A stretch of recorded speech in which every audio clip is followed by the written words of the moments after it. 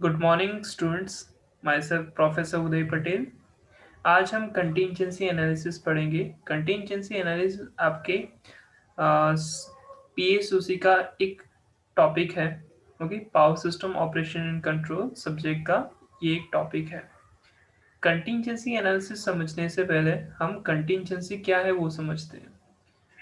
Power system जो भी होता है उसके अंदर डिफरेंट डिफरेंट टाइप के डिस्टर्बेंस होते हैं, लाइक ओवरलोड, अंडर ओवरलोड, जो भी आपका फॉल्ट होता है। ओके, अंडर वोल्टेज आपका फॉल्ट होता है। Okay, after then line to ground fault होता है, double line to ground fault होता है, triple line to ground fault होता है, ट्रिपल लाइन फॉल्ट होता है। यानी कि सिमेट्रिकल फॉल्ट्स होते हैं और सिमेट्रिकल फॉल्ट्स होते हैं। ऐसे जितने भी आपके डिस्टर्बेंस होते हैं उसको आप क्या बोल सकते हो, कंटिंजेंसी बोल सकते हो। अब उसके लिए जो भी आपका एनालिसिस है, चेकिंग है, मेजरमेंट है मेनली, तो वो होता है आपका कंटिंजेंसी एनालिसिस। और वो आपके पावर सिस्टम सिक्योरिटी का क्या है, ये एक मेन आपका एक टूल है, आप ऐसा उसको बोल सकते हो। Contingency analysis is one of the security analysis application in power utility control centre. It means कि जो भी आपका कंटिंजेंसी एनालिसिस है वो आपका पावर सिस्टम सिक्योरिटी एनालिसिस का एक एप्लीकेशन है। Okay, its purpose is to analyze the power system in order to identify the overloads। यानी कि जो भी आपका मेन कंटिंजेंसी एनालिसिस होता है उसका मेनली पर्पस क्या है। ओके, वो ओवरलोड जो भी आपके पावर सिस्टम के अंदर होते हैं उसको आइडेंटिफाई करता है। कैसे आइडेंटिफाई करता है वो तो हम उसकी कंटिंजेंसी एनालिसिस के एक फ्लो चार्ट के ऊपर से देखेंगे। ओके, समझेंगे उसके ऊपर से कि ओवरलोड कैसे वो आइडेंटिफाई करता है, या कोई भी कंटिंजेंसी जो भी होती है, ओके, डिस्टर्बेंस जो भी होता है उसको वो कैसे एनालिसिस करता है, कैसे आइडेंटिफाई करता है। Contingency analysis is abnormal condition in electrical network. Abnormal means what? Undesirable condition. Okay, it is called as abnormal condition. So we can also called as contingency analysis, uh, as abnormal condition analysis. Okay, it put the whole system or part of the system under stress. It occurs due to sudden opening of transmission line, generator tripping, sudden change in generation, sudden mean sudden change in load value. Okay, it means कि जो भी आपकी contingency analysis जो भी होती है, okay, वो only आपका ओवरलोड तक आपका लिमिटेड नहीं है। ओके, इसके अंदर आपका जो भी होता है ट्रांसमिशन लाइन का जो भी आउटेजेस होते हैं, ओके, वो जनरेटर ट्रिप होने की पॉसिबिलिटी होती है। यानी कि कोई जनरेटर किसी वजह से, किसी इफेक्ट से, ओके, वो ट्रिप हो गया, आपके जनरेशन के अंदर सडन चेंज आ गया। Okay, due to some fault और due to some insulation break down. Okay, sudden change in load value, जो भी आपका लोड होगा, ओके, वो उसके अंदर सडन चेंजेस आ गया, काफी सडनली वो कम हो गया या काफी सडनली वो ज्यादा हो गया। आप सभी लोगों को पता है कि लोड जैसे जैसे आपका मान लो कि ग्रेजुअली किसी पे इंक्रीज होता जा रहा है तो वो ओवरलोड की कंडीशन में कन्वर्ट होता है। और ओवरलोड की कंडीशन अगर मान लो कि काफी जल्दी वो शॉर्ट आउट नहीं हुआ, काफी जल्दी वो क्लियर आउट नहीं हुआ, तो ब्लैकआउट होने की पॉसिबिलिटी भी है। ओके, ब्लैकआउट जो भी हुआ था, ओके, मेनली जो भी हमारे इंडिया के अंदर हुआ था, तो उसके अंदर भी आपका मेन रीजन क्या था, ओवरलोड होने का possibility. Contingency analysis provided tools for managing, creating, analysing and reporting line of contingency and associated violation. यानी कि जो भी आपका कंटिंजेंसी एनालिसिस होता है वो एक टाइप का टूल है जो क्या करेगा कि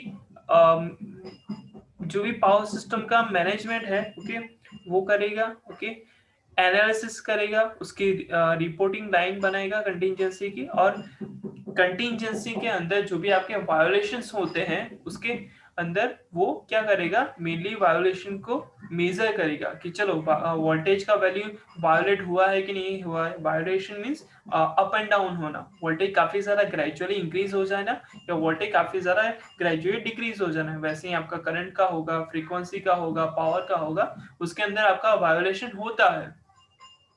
CA means आपका contingency analysis is used as study tool for offline analysis of contingency events and as all as an online tool to show operator what would be the effect of future outages.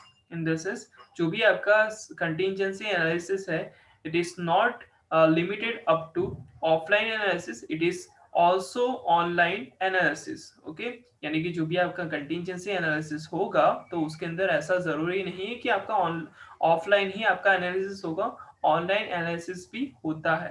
Okay, और उसके ऊपर से आप क्या निकाल सकते हो कि फ्यूचर के अंदर कोई आउटेजेस, कोई डिस्टर्बेंस आपका आ सकता है। ओके, वो भी पॉसिबिलिटी आपकी कंटिजेंसी एनालिसिस के अंदर आपको मिल सकता है।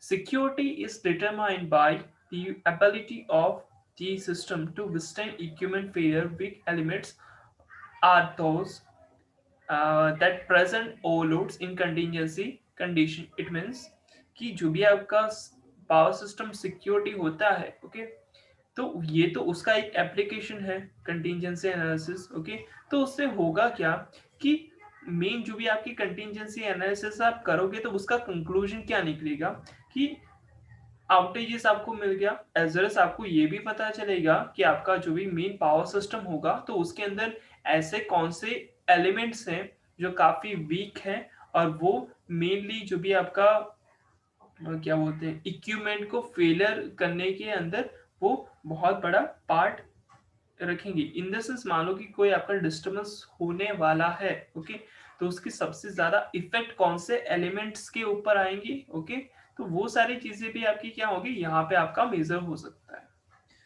आफ्टर देन है कि standard approach is to perform a single n-1 contingency analysis simulation. यानी कि यहाँ पे हम क्या कर रहे हैं कि यहाँ पे जो भी हमारा एक सिमुलेशन मॉडल होगा, ओके, उसके अंदर हम n-1 कंटिजेंसी का एनालिसिस करेंगे। A ranking method will be demonstrated to prioritize transmission planning. Contingency analysis that is therefore a primary tool to use preparation of the annual maintenance and corresponding outage schedule for power system. Okay, we all know that कि हमारा जो भी contingency होता है यानी कि disturbance होता है वो एक नहीं होता, डिफरेंट डिफरेंट टाइप के आपके कंटिजेंसी होते हैं। ओके, सिमेट्रिकल फॉल्ट हो गया, असिमेट्रिकल फॉल्ट हो गया, ओवरलोड हो गया, अंडरग्राउंड हो गया, सॉरी अंडरलोड हो गया, ओके, ओवर करंट करंट हो गया, डिफरेंट टाइप के आपके कंटिजेंसीज होते हैं। तो उसके अंदर से आपको ट्रांसमिशन के अंदर जो भी आपकी मेनली डिस्टर्बेंस आते हैं उसको प्रायोरिटीज आपको शायद सेट करनी पड़ेगी। ओके, और उस हिसाब से आपका एनुअल मेंटेनेंस जो भी होता है, ओके, जो भी आपका मेनली ट्रांसमिशन लाइन के जनरेटर होते हैं, ओके, ट्रांसमिशन लाइन होती है, कंडक्टर होते हैं, आफ्टर इन क्रॉस आर्म्स होते हैं, पोल्स होते हैं, आफ्टर इन ट्रांसफॉर्मर ऑयल होता है। ओके, ऐसे कितने टाइप के आपके ट्रांसमिशन लाइन के ही अंदर आपके कितने टाइप के एलिमेंट्स होते हैं, तो उसका एनुअल मेंटेनेंस आपको जो भी करना होता है, 6 मंथ है, ईयरली बेसिस पे है, ओके, 3 मंथ्स है, ओके, आफ्टर देन वीकली है, डिफरेंट टाइप के जो भी आपके मेंटेनेंस होते हैं। ओके, तो उसके लिए आपको प्रिपरेशन करने के लिए वो सारी चीजें आपको यूजफुल होगी। ओके, एंड जो भी आपकी कॉरस्पॉन्डिंग आउटेजेस हैं, ओके, उसकी शेड्यूलिंग के लिए भी आपको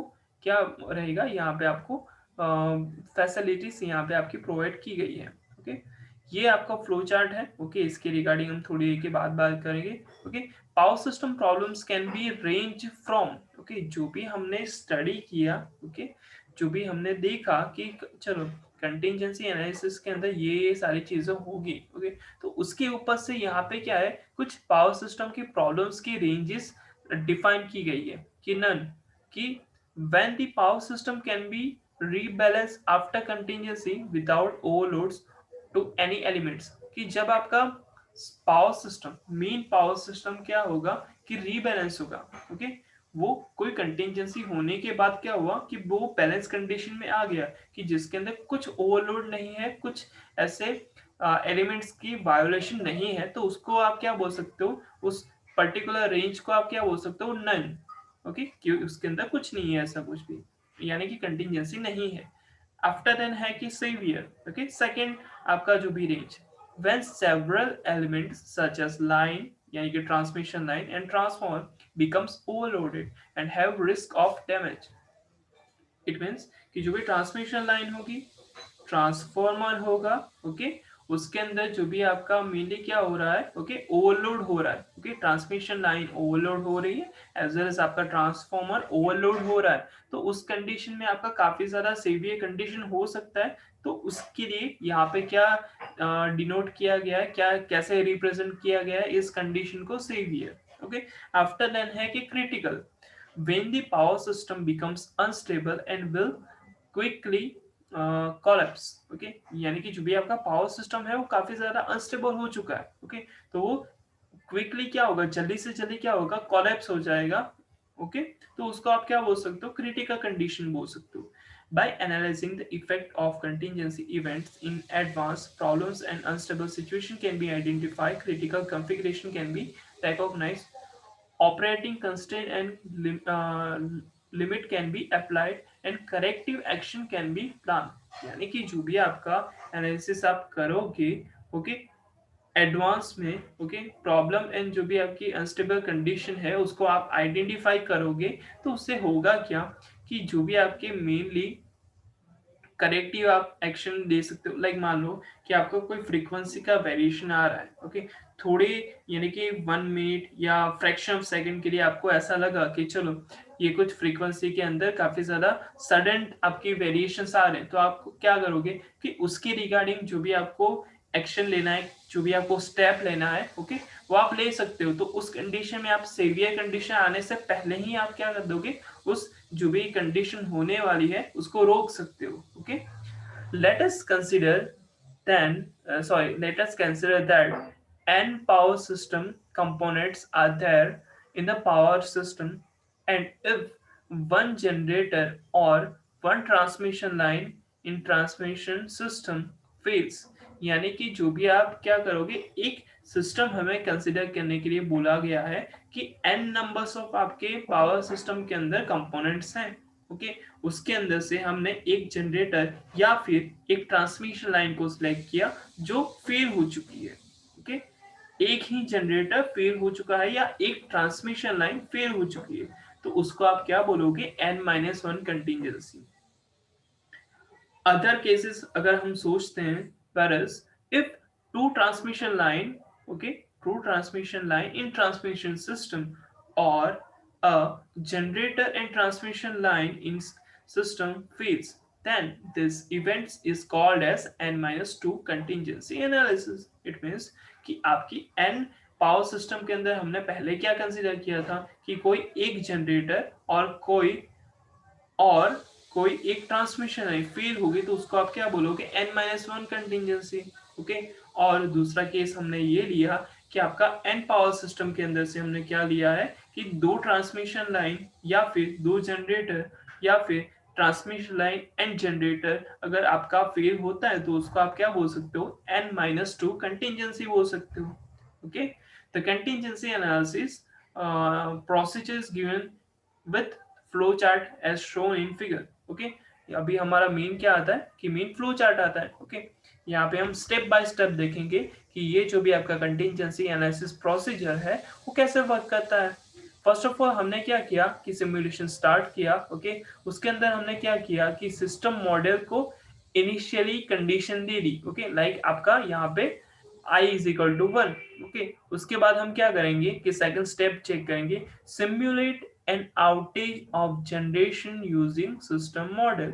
कि सिस्टम मॉडल के अंदर से हमने क्या किया कि एक आउटेज इसको सिमुलेट किया। ओके, अब उस कंडीशन में कोई ट्रांसमिशन लाइन की जो भी लिमिट है, ओके, वो एक्सीडेड होती है। ओके, वो अपने एक लिमिट से आपके ऊपर जाती है या नहीं जाती। अगर जाएगी तो वो क्या करेगा, अलार्म को डिस्प्ले करेगा। ओके, मैसेज डिस्प्ले करेगा। अगर नहीं जाता तो सेकंड स्टेप चेक करेगा।